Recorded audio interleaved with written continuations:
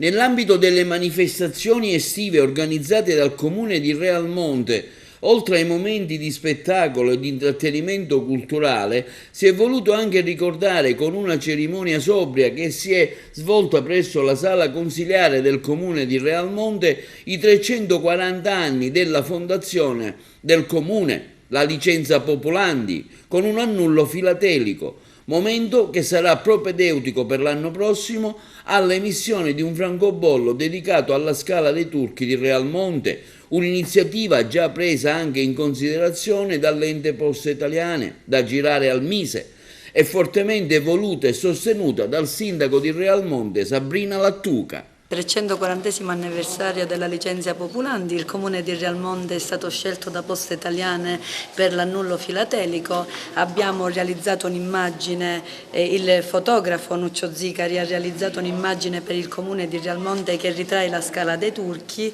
e quindi cosa dire? Si sta continuando con quello che si è detto sin dall'inizio, e cioè si cresce attraverso la bellezza, attraverso la legalità e quindi nella giusta direzione. Ringrazio Poste Italiane, ringrazio Nuccio Zicari e anticipo che il Comune di Realmonte si è già impegnato a fare la richiesta per ottenere il francobollo, quindi prossimamente si cercherà di mettere a punto anche questa ulteriore iniziativa. Questo evento rientra all'interno di un progetto che Poste Italiane sta portando avanti con i piccoli comuni per tutta una serie di servizi ad essi dedicati, e contestualmente alla proposta di questi nuovi servizi dedicati appunto ai piccoli comuni sono stati omaggiati ad alcuni comuni i servizi filatelici temporanei con le relative cartoline da dedicare ad un anniversario, un evento particolare. Per quanto riguarda il Comune di Realmonte, è stato scelto tra il collega referente di area territoriale e l'amministrazione comunale, è stato scelto l'evento dell'anniversario dei 340 anni della concessione della licenza Popolandi. Questo timbro viene utilizzato oggi, sarà a disposizione per 120 giorni allo sportello filatelico di Agrigento Centro per chi volesse averlo, e a disposizione pure di tutti i collezionisti d'Italia che richiederanno questo timbro. Dopodiché viene ritirato e spedito al Museo Storico delle Telecomunicazioni, quindi anche oggi il Comune di Realmonte entra a far parte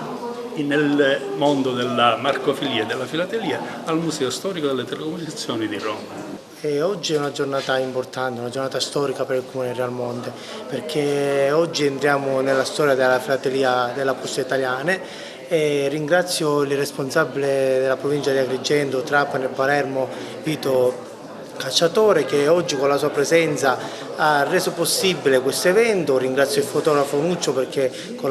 Zicari, perché con la sua foto ha rappresentato la nostra Scala dei Turchi, che è il nostro patrimonio, e ringrazio l'amministrazione che ha fortemente voluto questo evento. Tutte queste cose hanno racchiuso una giornata splendida, memorabile, che cercheremo di portare avanti con una nuova iniziativa, quella del francobollo della Scala dei Turchi, che cercheremo di portare avanti subito da settembre in poi, per fare in modo che nella prossima estate sia fatta questa giornata ulteriormente memorabile come oggi. E sono felicissima di far parte oggi di questa giornata storica per Realmonte, perché comunque